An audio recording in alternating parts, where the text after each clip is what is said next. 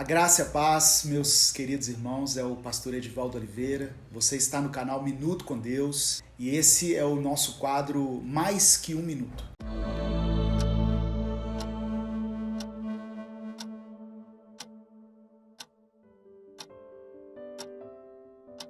Hoje eu tenho a honra, o prazer de receber aqui o pastor Wellington Dias. Pastor Wellington é diretor de um seminário muito conhecido, que é o Seminário Teológico Cristo para as Nações, que por sinal foi onde eu estudei, onde eu me formei em teologia. Pastor, é uma alegria, um prazer ter o senhor aqui. Obrigado pela disponibilidade. Já tentamos algumas vezes, né, esse encontro. Chegou o dia. Glória a Deus por isso. Irmãos, eu queria aproveitar a presença do pastor Wellington e falar sobre algumas questões que as pessoas me falam a respeito do conhecimento, da importância do conhecimento. Então eu vou fazer algumas perguntas para ele, vou deixar que ele se apresente, né, logo em seguida. Mas eu queria começar, pastor, citando um texto de 2 Coríntios, capítulo 3, versículo 6. A parte B desse versículo, que é bastante conhecida, diz assim, ó: a letra mata e o espírito vivifica. Então algumas pessoas elas usam essa passagem para justificar que não é preciso a gente estudar a Bíblia, porque se estudar a Bíblia é algo perigoso, a letra mata, né? A gente tem que buscar só nos encher do Espírito Santo. E aí algumas mais contundentes falam assim que eles citam o texto de Lucas 21:15, onde fala assim: eu colocarei as devidas palavras na vossa boca. Ou seja, para eu ser usado por Deus é só abrir a boca e Deus vai falar, se eu estiver cheio do Espírito Santo. Diante dessas duas passagens, eu queria o seu parecer a respeito disso. Essas passagens, elas justificam esse argumento que não é preciso estudar a Bíblia? Uma vez que eu aceitei Jesus, recebi o Espírito Santo, eu já estou preparado para fazer a obra de Deus? Queria que o senhor falasse um pouquinho. Pode se apresentar para os ouvintes do Minuto com Deus. Aos nossos queridos ouvintes, é um prazer estar com vocês, principalmente com o meu amigo, o pastor Edivaldo, essa família maravilhosa que a gente tem seguido, acompanhado. Glória a Deus. E é uma honra estar aqui com vocês. A pergunta é muito pertinente porque eu já escutei isso muitas vezes, mas isso não tem nada a ver com o estudo e com o ensino em si. Por quê? Porque se a gente fosse pegar nua e cruamente esses dois textos, a gente falaria que a gente não tem que ler nada, não temos que aprender nada, que o Espírito vai colocar na nossa cabeça como se fosse por osmose, né? Você coloca lá a Bíblia na cabeça e pronto, você vai aprender. No entanto, em Oséias, o Senhor vai falar no capítulo 6, ele diz assim: conheçamos e prossigamos em conhecer o Senhor. Amém. Como e através do que eu conheço o Senhor? Deus decidiu se revelar, pastor. E a forma que ele decidiu se revelar foi através das Escrituras. Porque não tem nenhuma outra forma de conhecermos a Deus a não ser através das Escrituras. Aí algumas pessoas podem falar assim: pois bem, o salmista fala que os céus proclamam a glória de Deus e o firmamento anuncia as obras das suas mãos. Porém, por que ele sabe isso? Porque está escrito. Se não tivesse escrito, nem a natureza a gente reconheceria. É a chamada teologia natural. Exatamente. Né? Então nós aprendemos que o estudo, principalmente que Paulo está falando, a letra em si, se não tiver a revelação do Espírito Santo, ela cai em descrédito, ela vira como a lei. Por que lá no texto de Lucas e aí eles estão falando principalmente com respeito à lei? Porque a lei em si, se ela não tiver embasada pela graça de Deus, pelo amor, a misericórdia, ela vira um fardo para nós. Então ela vai nos levar à morte, porque a lei em si, ela só aponta o nosso erro. Ela é boa porque ela aponta: olha, você pecou, você errou, então você vai morrer.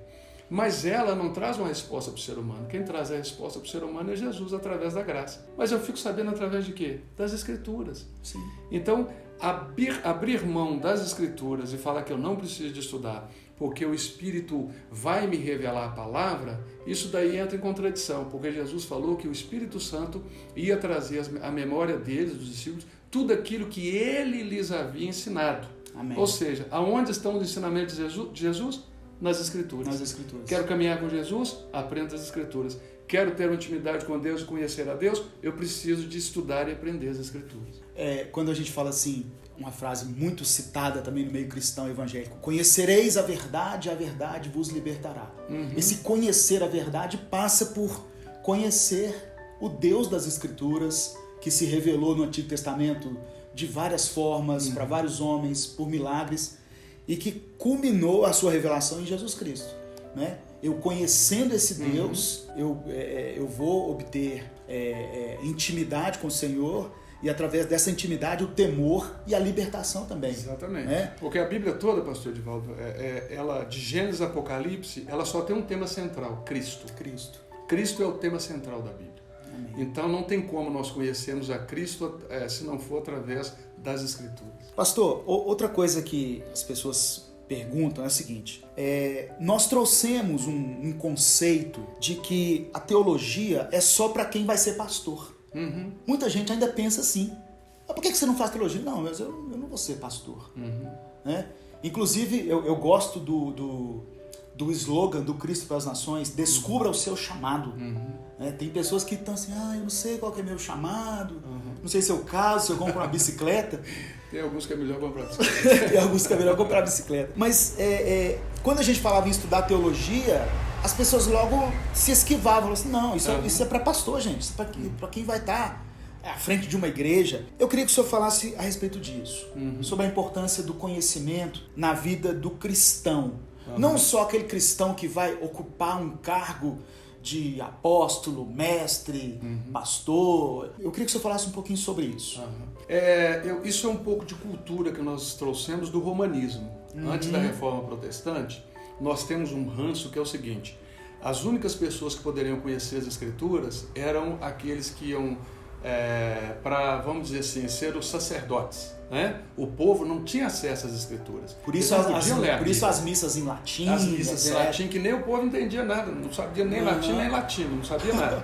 Então, esse estudar que era só para o clero e tirava o povo do circuito, deixou as pessoas sem uma cultura bíblica. Então ninguém conhecia. Veio a reforma com Lutero, e agora o que ele faz? Ele traduz a Bíblia para a língua, né? Para a língua dele, para o alemão, traduz para que o povo tivesse acesso a ela. Era muito assim: se você conhecer, você vai ficar doido. Mas é uma cultura que nós temos hoje também, dentro da igreja cristã evangélica. O que é isso? Não, se você for para o seminário, você vai perder a fé. Se você for para o seminário, você vai ficar assim, você vai ficar assado, você vai ficar cético e tal. Muito pelo contrário. A teologia, o que é? O estudo de Deus. Onde nós estudamos a Deus? Através da palavra dele.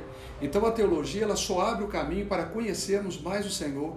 E quem para o pastor? Não, seminário não faz pastor, seminário não faz pastor, seminário não faz obreiro, seminário não faz bispo, apóstolo, não faz nada. Seminário só é uma ferramenta para equipar os santos para o desempenho do seu serviço. Amém. É o dom chamado dom de mestre, é aquele que ensina, capacita as pessoas para desenvolver o seu chamado, o seu ministério.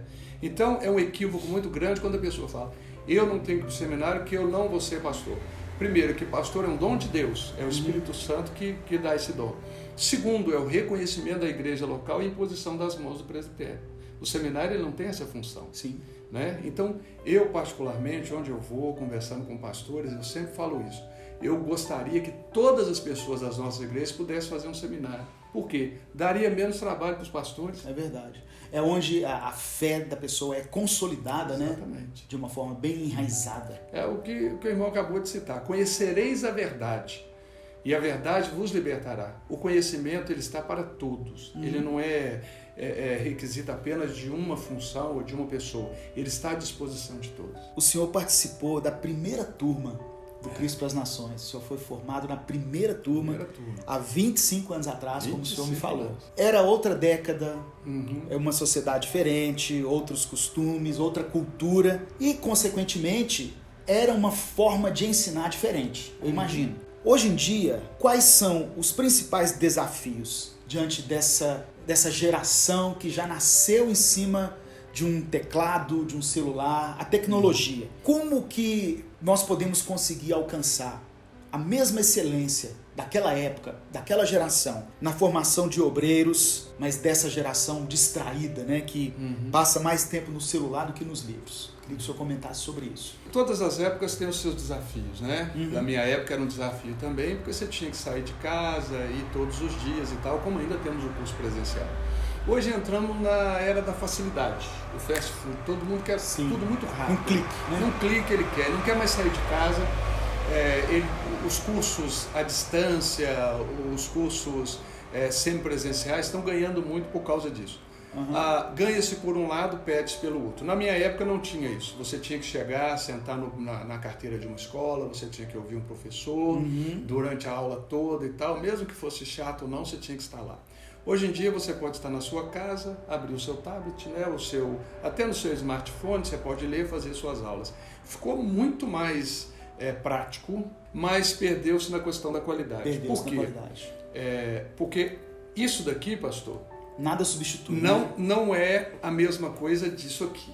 Você que está nos ouvindo, nos vendo, você não tem como interagir conosco como nós dois estamos interagindo, um olhando no olho do outro. E vamos tomar um café com pão de queijo daqui a pouco ali. Aí, tá vendo? Valeu a pena vir aqui, viu, gente? Venham.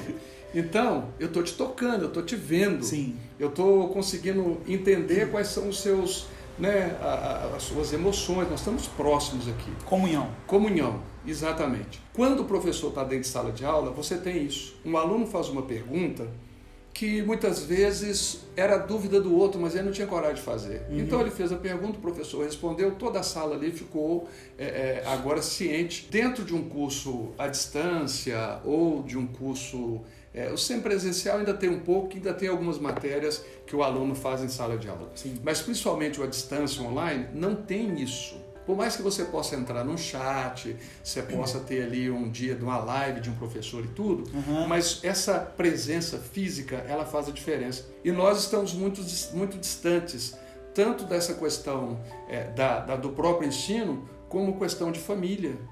Né? Nós trabalhamos com família, né? Sim. O irmão trabalha com família há muito tempo também. Então, você vê famílias hoje que o filho está com o tablet num lugar, a mãe está com o tablet no outro, o pai está com o celular no outro. Estão dentro de casa, mas ninguém está em casa. Não tem diálogo. Não tem diálogo e não tem mais contato físico. É verdade. Então, essa ausência do contato físico foi exatamente o contrário do que Jesus Cristo ensinou. O Senhor Jesus, quando ele chama os 12, a Bíblia relata o seguinte: ele chamou 12 para que estivessem com ele e para os enviar. Ou seja, primeiro estejam comigo e depois eu envio vocês. Hoje em dia as pessoas não querem estar, elas querem só ser enviadas. Eu quero mais rápido, eu quero ir. Mas não existe rapidez.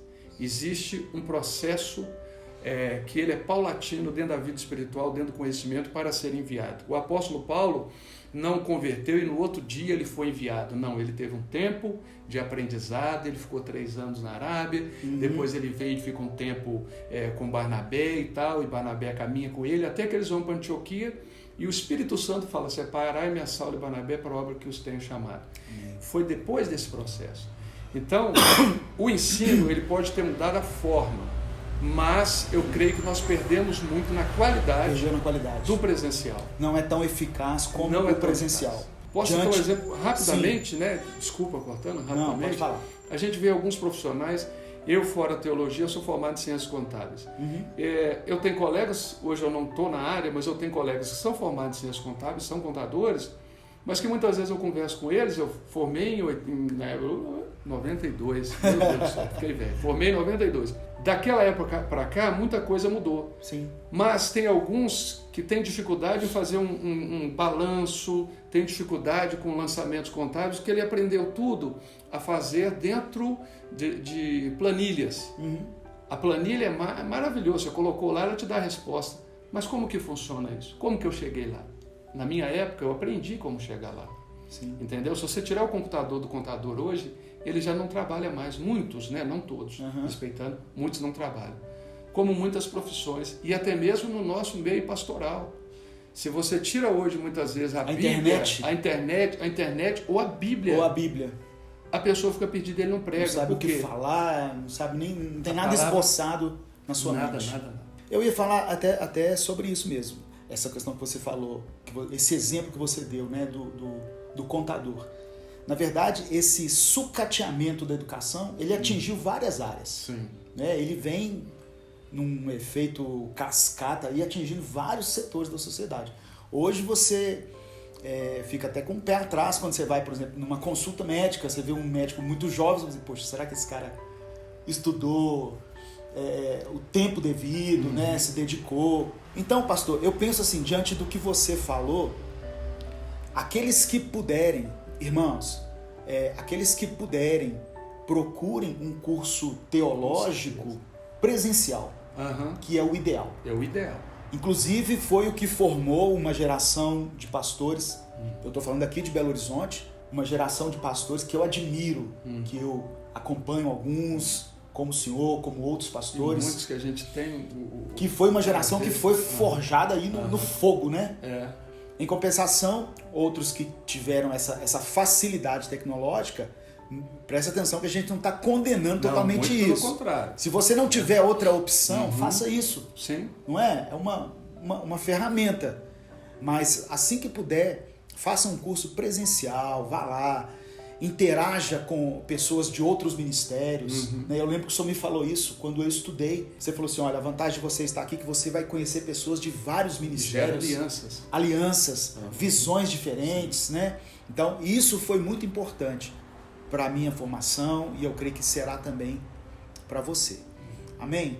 Pastor Wellington, antes de nos despedirmos, eu queria que o senhor falasse um pouquinho hoje do Seminário Cristo para as Nações. O seminário do qual o senhor é diretor. Fala um pouquinho dos cursos que são oferecidos e como que a pessoa faz se quiser estudar lá. Tem que ter algo que o credencie. Eu tenho um chamado para pastor, então vou estudar lá no Cristo para as Nações. Como é que funciona isso aí? Tá. Obrigado, pastor. O Seminário Cristo para as Nações, nós estamos aqui em Belo Horizonte e nós abrimos hoje as portas para pessoas de todas as denominações evangélicas, né? Um seminário interdenominacional, ou seja, de qualquer igreja evangélica, quem faz parte pode estudar. A pessoa, ela não precisa ser pastor, se for não tem problema, tem muitos alunos que são pastores, mas não precisa de ser pastor.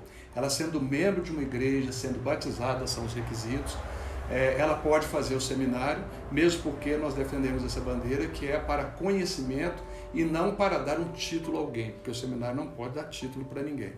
Então estamos com as portas abertas, já daqui a pouco estamos, né, com turmas aí. Né, semana que vem são as aulas livres, a semana free. Qualquer um que quiser vir estudar conosco de 3 a 7 de fevereiro, semana free para você, portas abertas. Temos a aula e no último horário temos uma preleção especial cujo tema é cuida de ti mesmo e da doutrina, né, que é muito importante. E nós temos tanto o curso presencial, o curso de bacharel em teologia, os cursos de 1 ano, 2 anos e 3 anos, cursos presenciais. Pastor, mas eu não posso ir todos os dias. Nós temos também curso à distância. Quando eu falei do curso à distância, eu não falei que não pode ter, mas que eu sempre indico para as pessoas, o presencial é mais importante. Mas nós temos um curso à distância daqueles que não podem chegar mais próximo. E nós estamos agora num processo de abertura de polos. Em breve nós vamos estar com polos, quem sabe na sua região aí, em nome de Jesus Cristo. Quem sabe aí tem novidade aí próxima da sua igreja, né? Em nome de Jesus. Posso deixar o telefone de contato? Claro, pode deixar. O nosso telefone é 31, né? O telefone o DDD de Belo Horizonte, 30 25 72 22, e o nosso site é cpn.org.br. cpn.org.br, você entra lá e você tem as informações dos nossos cursos. E 31 30 25 72 22 é o nosso telefone de contato. Deus abençoe. Obrigado, pastor, pela oportunidade. Eu que agradeço. Obrigado por ter vindo. E parabéns pelo projeto. Minuto com Deus é uma bênção na minha vida, para a minha família. E eu tenho certeza que Deus ainda vai levar vocês em muitos outros lugares, em nome de Jesus Cristo. Divulgue, Minuto com Deus tem sido uma bênção na minha vida e vai continuar sendo na sua também. Amém. Eu agradeço a você que acompanhou esse vídeo até aqui. Eu vou deixar na descrição do vídeo os links que o pastor citou aqui, o telefone para você se inscrever, para você participar. É muito importante que você esteja capacitado para fazer a obra do Senhor com excelência e com eficácia. Amém? Que Deus te abençoe. Receba essa palavra em nome de Jesus.